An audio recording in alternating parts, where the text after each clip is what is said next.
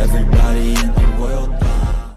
Welcome back into the GSMC Fantasy Sports Podcast, brought to you as always by the GSMC Sports Network. Before we get into our second segment of the day here on the show, I do want to remind you, like we did before, if you wish to interact with the show more directly through our live streams, consider yourself availing yourself to the Super Chat, Super Thanks, and Super Stickers features here on YouTube. Great way to contribute and interact with the show.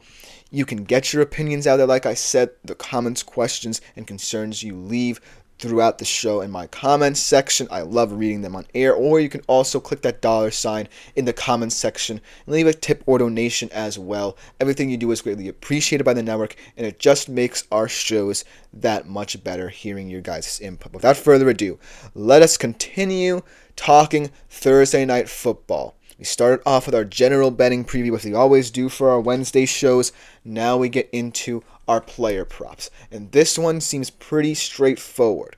I kind of feel like the best players will shine. The secondary weapons, it will remain to be seen. Because I feel like, the Bengals, out of both of these teams, have the better secondary weapons. I like that T. Higgins has really kind of matured into that very nice wide receiver 2 that I know he can be. I love what Yoshavas is doing. Gesicki could be a big piece in this offense as well, as we have seen in the past couple of weeks. So there are a lot of secondary weapons, but I still feel like the focus will be on the stars of the night, because the Ravens have 2 big ones that we know they're going to be relying upon. So it kind of felt like I had to reduce the Bengals a little bit just to shed light on what the Ravens are doing with these 2 guys.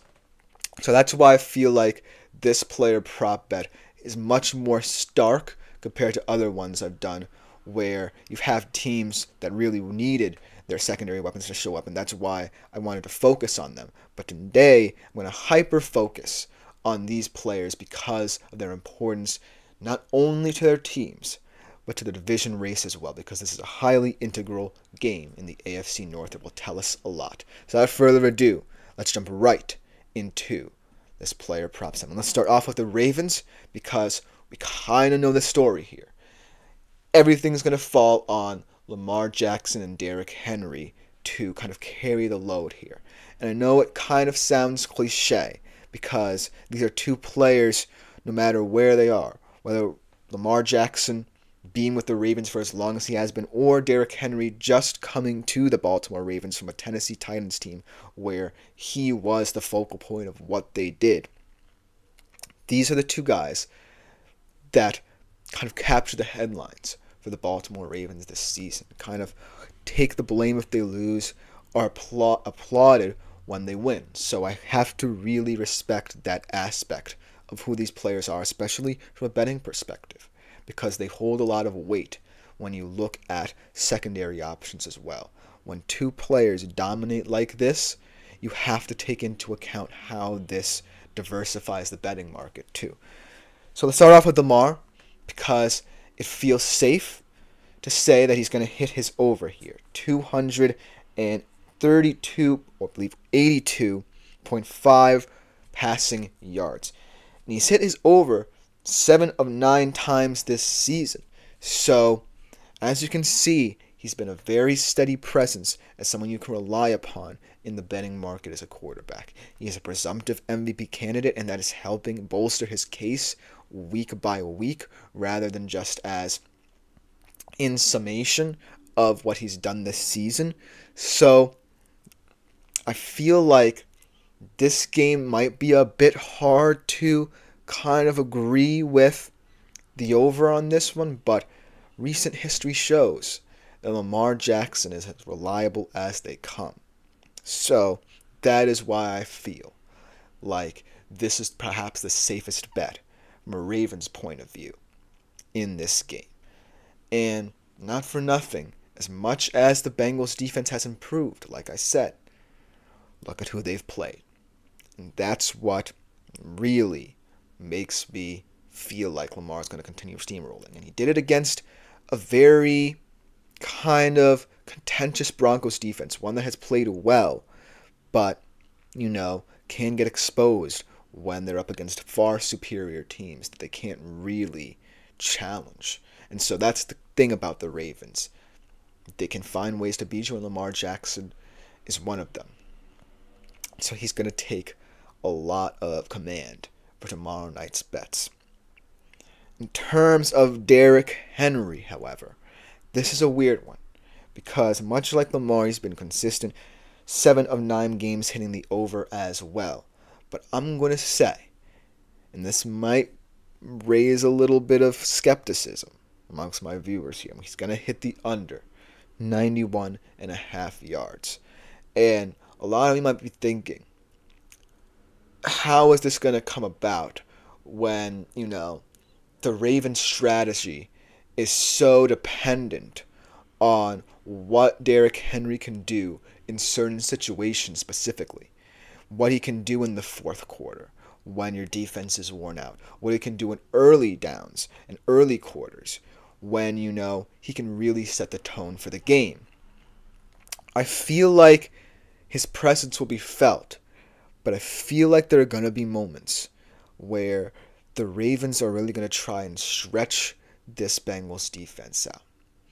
Really going to test how long that secondary can hold up. They're also going to want to utilize the screen game a lot, kind of utilize the speed that we know they have.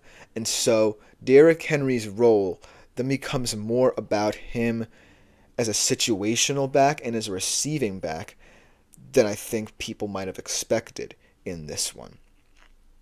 So while I still think he's going to have a couple runs to establish what the Baltimore Ravens want to do, to establish that there still can be a physical team, there's going to be a lot of moments where you see speed, aggressiveness, verticality kind of overtaking what the Baltimore Ravens do in this one, because they feel like this game could be a shootout. They're acknowledging, I feel like, that the Bengals have the weapons to hurt them.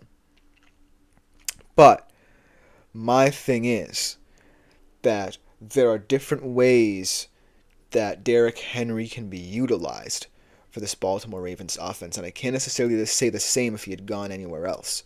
And they know that.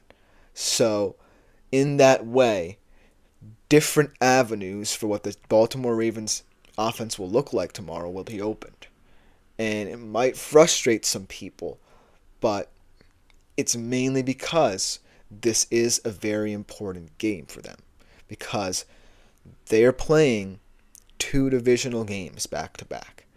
And if they don't win them, they lose ground, and then questions are asked of what this team really is. So they're going to want to prove that, yes, Lamar and Derrick are important chess pieces in the puzzle that is the AFC North, but they're not going to officially decide it.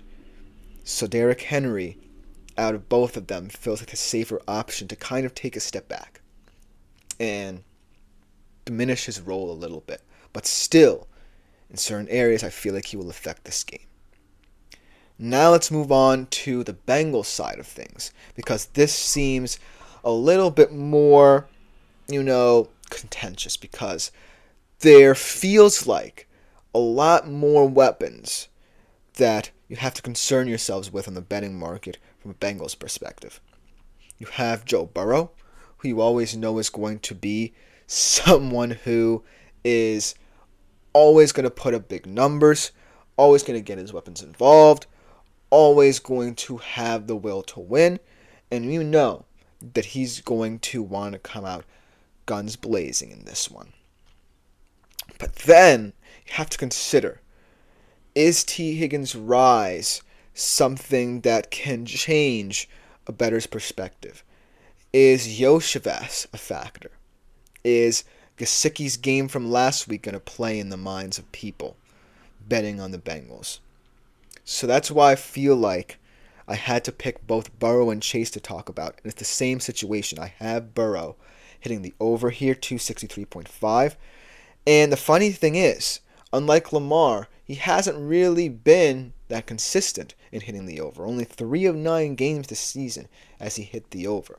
So this one feels like a little bit more of a flyer than Lamar hitting his. But it's mainly because it's going to have to happen for the Bengals to have a chance in this game. And you know the Bengals don't want to give up any more ground. So look for Joe Burrow to come out aggressive, attack the field downfield or vertically, and for him to, most importantly, try and make this the Bengals game. Have the Bengals take advantage of the situation. And so that's why I feel like Joe Burrow is going to rise to the occasion in this one. Ja'Marr Chase, on the other hand, was a little bit tougher to kind of decipher how he would play out in this game. But he is someone who I kind of feel like is hiding behind the mirage of this offense a little bit. I feel like, he's had a decent season. He's had many an explosive play. But at times I feel like this offense is becoming more predicated on finding secondary weapons to help Joe Burrow, help establish a different sort of tone, that people now have to account for more players in that skill position core to defend, that Ja'Marr Chase could end up becoming a non-factor. And so that's why I'm saying he as well hits the under as perhaps the second biggest star in the Bengals. Because I look at this game plan and think for the Bengals, there's no way that Ja'Marr Chase isn't the prime objective in the Ravens' defensive game plan. There's no way that the Ravens aren't accounting for him somehow. And so Joe Burrow is going to use that to his advantage and say, well, if you take away my best weapon, I have guys like Yoshivas, Gesicki, and Higgins who I believe will step up for me. So that's why I kind of feel like Ja'Marr Chase is losing a little bit of his luster in these divisional games, because this is when you get into crunch time. This is when you have to start considering how secondary weapons come into play. This division isn't going to be decided wholly on the stars here. It's going to be decided on how people adapt to their stars being taken away, and their stars not being the centerpiece of their game plan.